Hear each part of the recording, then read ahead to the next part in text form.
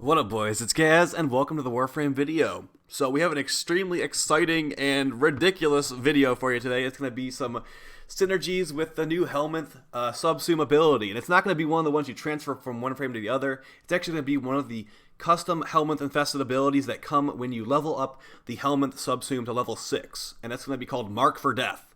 Before we get into that, make sure you check out the Twitch channel, twitch.tv/Gaz_TTV. And make sure you sub and hit the bell on this YouTube channel for the daily Warframe video uploads, because we're going to have lots of Helminth videos coming out. Going to have lots of, I just got Zaku today, so we'll see how that ends up going. Definitely make sure you check out the channel in the future. All right, so basically what we're doing today, it's going to be a quick and dirty video for you. We're going to be showing the new ability, Marked for Death, that comes from the Helminth. And at base, without any, it does get affected by mods. So this one's actually going to come from level 6 of the Helminth. You got to level him up quite a bit to get this. It's going to be a 50 energy drain. Has a 30-meter casting range, and then it has an explosion radius. Their casting range and the explosion radius scale with ability range mods. So with all the range we have in our build, it's a 26.5 explosion range, and then it also scales to strength. So if you have negative strength, you'll do less damage in the explosion, like it will transfer the other enemies. If you have more strength, you can get over 100% transfer of damage to other enemies. So that's one of those builds. It's like, for example, on my Ash build with low strength, 19% transfer of damage to other enemies. On my Revenant build, another frame I put this ability on, it's going to make it so it's actually going to be, I believe, 114%.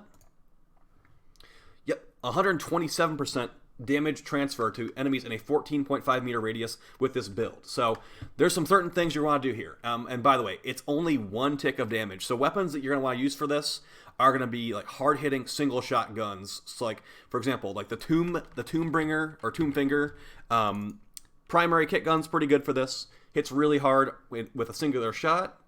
So yeah, we just got like a viral radiation build. It's also going to transfer the status effects on the enemies to other enemies in the area. So let's do this real quick.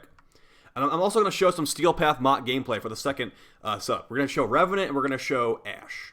The Ash one, okay, here's the Revenant one real quick. So yeah, we replaced our fourth ability, the Laser Light Show, with Mark for Death, and we did that on two of our builds. On this first build, I still have my Laser Light Show, Dance Macabre. That's my Exterminate build. It's like a laser build pretty much. But for these other like tanky builds, we're going to use Mark for Death. So the reason I'm going to do it on Revenant, we'll show it a couple times here, but I'm going to do it on Revenant. We're going to first pause these guys. Let's get some Corrupted Gunners in here. And we'll just start them off at like level like 75, okay? So like this is just for like normal gameplay, like using a weapon on it and stuff. Oh, I'm spawning 20 of them. Okay, sweet. And then we'll summon them at like level, let's do 80. You know what? We'll do level 80. Give them a quick pause. And yeah, so what you want to do here is you're actually going to want to, if you're playing Revenant, you can actually do some certain things. So, like I said, if you do any damage to them, it will waste your mark. So I'm going to mark her. She's stunned. If I shoot her, it transfers the bullet to the other enemies. She didn't really, not much happened there, so it didn't really make a big difference.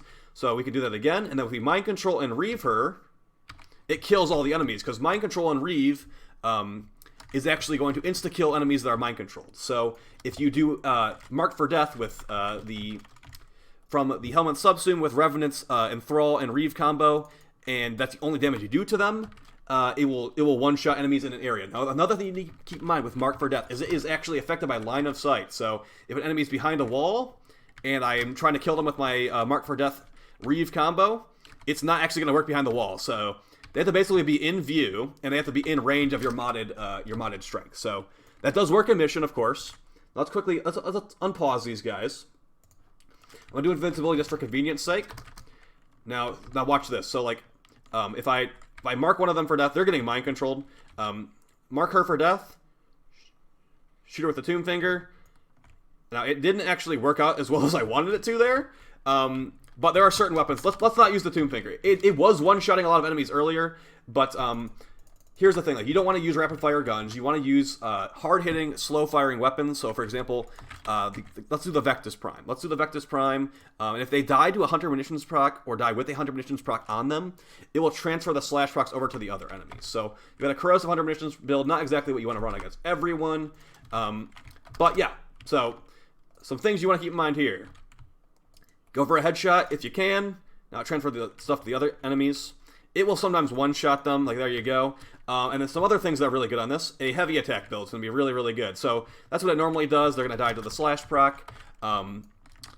Let's summon them again. Let's actually do some bombards. They get destroyed by slash procs, so let's give that a quick shot. And then we're going to show this is good. Like, this is like a weapon showcase. I'll show it with Ash after this. So hit him, and now it's like an AoE gigantic heavy attack right there. And that's what they hate with a heavy attack build. Let's try that one more time. Let's actually try the Vectus again too. Let's see if we can one-shot the Vectus, because it does work. It wasn't cooperating there. I don't think that was a headshot. Try it one more time. Now they get stunned like that. It does work in mission. There we go. That's more like it. So for the purposes of showing it in the similar outcome, you definitely want to get headshots, but like I said, like it will work in mission, and of course you're not always fighting like fully armored bombards all the time. So I'm gonna show the Ash stuff right now. Okay, don't get mad at me for showing something that's strong first off. Okay, and now this is going to be the Ash build we're running. It's going to be a Fatal Teleport Ash build, and let's actually put a little bit more range on here just because we can. So you might notice we have very, very low strength on here. So that is all not going to matter, because even though we transferred just 19% of the damage, it will one-shot everything that we are going to run into. So we can either run a bunch of range, or we can run... I'd say range is really important because of the Mark for Death radius, 28 meters at max. But if you want some more duration to stay in invisibility for longer, that will definitely be really good too. So we could just throw that on there too. Okay, let's do that for now. I'm going to show it in a similar outcome. By the way, we're going to be using a hammer on this. Now, the hammers have really high finisher damage. They have more finisher damage than daggers. You could probably use a covert lethality dagger or whatever you want to use, but I'm going to go with the Kuva Shieldeg with a 60% electric roll for max corrosive damage. And we've got Prime Smite Grenier, all this kind of stuff, just for really heavy finisher damage. And we're using Prime Pressure Point. All right, so what we're going to do here is we're going to actually... I'll just show it to you. So... these are not Grenier, so our Prime Band, the Grenier is not going to do anything, so we might want to show Grenier after this. But I think it will be okay. So, that's what it does. Yeah, that's with negative strength. That's 19% damage transfer. Let's bump them up to level 170 Exo Goose Drag Officers, and I'm going to show the Steel Path with this build afterwards. Alright, so yeah, I'd say this one's probably the better one. But the Revenant thing is still good, don't get me wrong. And you can, of course, use this with weapons, too. The Heavy Attack hate build was really fun. Now, here we go. Mark her for death, double tap covert lethality, and hooray, they're all gone. So, there you go. And, of course, you could just single target kill them if you didn't want to do the marked with death. We replaced our 4 with marked with death. You could definitely replace your 1 instead if you prefer that, if you want to use like Rising Storm to build up your combo counter really quickly or something like that. And this is on mod. I mean, I just jumped in there for like a minute just to show how it works in mission. So the whole room is dead, or rather that area is dead, that 20-something meter radius. Mark him for death, slam him again, there you go. And yeah, if you want to build for more strength, because here's the thing, Fatal Teleport does scale with strength.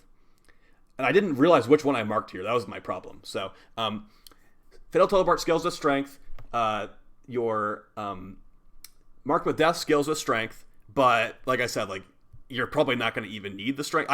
Originally I had like a good amount of strength on the build, but here we are with negative strength on Ash, and we're still going to one-shot Steel Path enemies. So, and it's still one-shot the Exo Goose Drag Officers too, as long as you use a hammer. That is, the hammers have the most finisher damage, like I said, and you know the daggers are still fine, but not as good as the hammer. So that's going to be basically it for the video, guys. Hopefully you found this fun and helpful.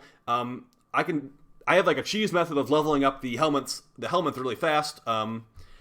We can quickly, let's quickly show that. Let's throw that in the video. I'm sure you guys would appreciate seeing that right now. And I call it cheese just because it doesn't feel like the intended way you're supposed to do it. But here's how you can level up the Helminth really fast and get to this level 6 ability before maybe anything weird would happen to it. So what you're going to want to do is you want to go back to your ship once you've unlocked the Helminth subsume, rank 3 at the Entrati, and bought the segment from Sun. Alright, so what you're going to do is you're going to basically... I'm going to remove this ability for infusion. Actually, no, let's not completely waste our resources. Let's go... I'm going to go pick another frame to put this ability on just because you have to pick it per frame. I'm going to go over here, and let's see, who do we want to put Mark for Death on? Let's put it on... we already have it on Revenant, Nidus... All right, let's do something else, actually. Let's put on the increased speed mod. We'll put that on... I'm having a rough time deciding right now. Let's put the shield transfer ability on Gara instead, all right? I'm sick of thinking about it. I'll probably take it off. We're going to cheese it anyway, so here. You pick the ability you want to put on there. So, for example, I have... this will make it so your increased Parker velocity, rebuild shields. All right, I'm going to do infuse ability. I'm going to remove the ability I don't want. Let's do the first build. I'm going to do that. The animation will play. Your Helminth goes up a little bit XP-wise. And what you can do is you can immediately remove the infusion. And that you can remove it. And then you can just do it again. Add it again. And it's going to give you more XP again. So you can just keep doing that. And once you run out of bile and resources and all that, you want to go back to the Helminth and you want to feed him so you can get more fuel. And when you are feeding him, it's actually going to rank him up some more as well. So that's where like the big resource sink comes into play. Thankfully, I've been playing the game for a long time, have a bunch of resources. So I wouldn't recommend this for everybody because there's no need to rush this. There's no reason to get super high rank with Helminth on the first day. And as you can see, I'm going to just leave right now. Do you want to confirm this?